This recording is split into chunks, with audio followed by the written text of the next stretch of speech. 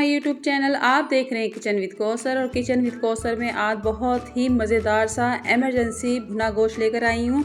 और ये भुना गोश्त ऐसा है कि आपके अगर मेहमान आ जाएं अचानक से तो आप ये फ़ौरन निकाल के गोश्त बना सकते हैं और बहुत ही आसान है। और छोटी बच्चियाँ भी ये गोश्त बना सकती हैं। और ये मैं आपको बताऊंगी मैंने क्या क्या चीज़ें ली हैं। आपको नज़र आ रहा है कि ये सारे मसाले हैं। पहले मैं बता दूँ, मटन लिया है मैंने, आप चिकन भी ले सकती हैं और बीफ भी। 700 ग्राम मटन है, 1 पाव टमाटर, 2 प्याज बारीक बारीक काट लिए। और मैंने अदरक लिया है 1 टेबल स्पून, इसको कूट लिया है मैंने। और लहसुन लिया है मैंने साबुत, 6-7 कलियाँ ली हैं। और ये मसाले सारे लिए हैं।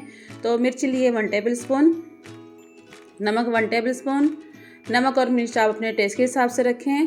धनिया पाउडर 1.5 चम्मच लिया है मैंने। और कुटी मिर्च 1 टीस्पून, हल्दी पाउडर 1 टीस्पून, ज़ीरा पाउडर 1 टीस्पून, गरम मसाला 1 टीस्पून, काली मिर्च का पाउडर 1 टीस्पून। तो ये मैं आपको बताऊंगी कि कितना आसान है। और ऑयल लिया है 1 कप से कम।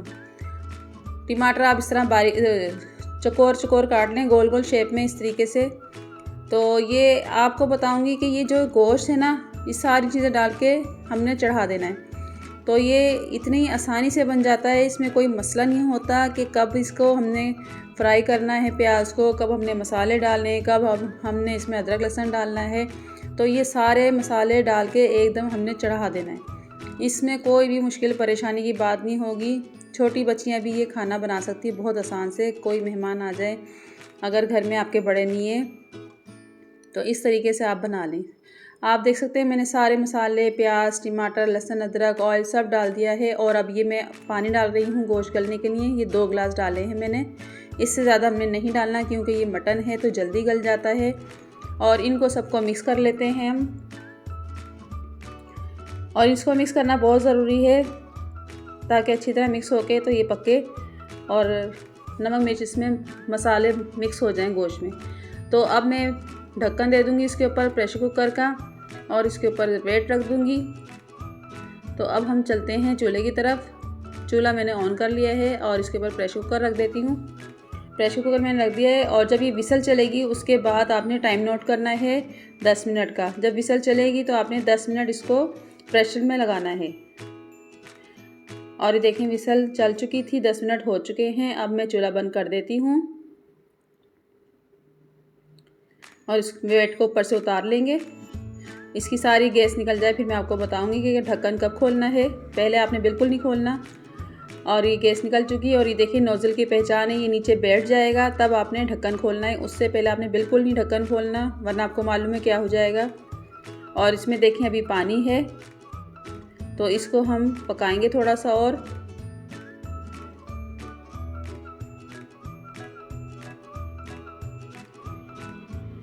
और देखें इसको इस तरह आप पका लें पानी खुश करने के लिए। तो मैं आपको बोटी भी दिखाती हूँ गली है या नहीं गली। तो ये बोनलेस बोटी ली है मैंने और ये अभी गली नहीं है।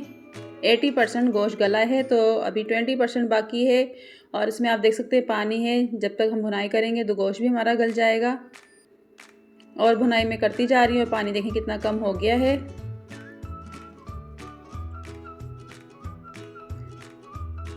इसी तरीके से आप भुनाई करते रहें।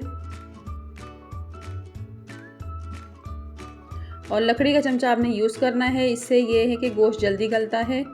आपने स्टील का चमचा यूज़ नहीं करना, लकड़ी का यूज़ करना है। तो ये बात आपने ख़ास याद रखनी है। ये छोटी छोटी ट्रिक होती हैं जो किसी को पता नहीं होती।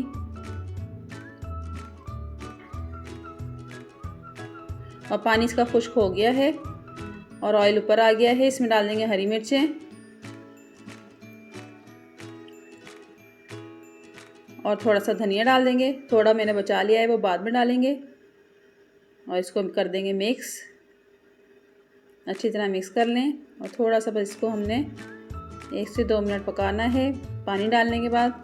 तो ये मैं बताऊंगी पानी इसमें कितना डालना है क्योंकि इतना खुश्क नहीं खाया जाएगा।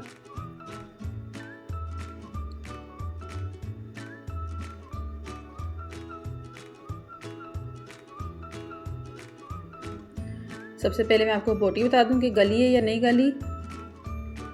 बहुत गर्म है, थोड़ा सा पहले मैं पानी डालूंगी और तोड़ के दिखाऊंगी।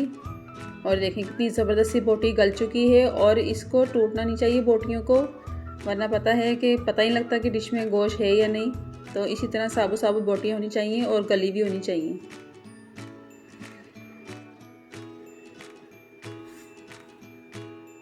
और देखें कितनी अच्छी भुनाई हो गई है, सारा पानी इसका खुश्क हो गया है। तो इसमें मैं आधा कप पानी डालूँगी, बस इतना, इससे ज़्यादा हमने बिल्कुल भी नहीं डालना। और बस इसको 1-2 हमने उबाले देने हैं ढक्कन देके।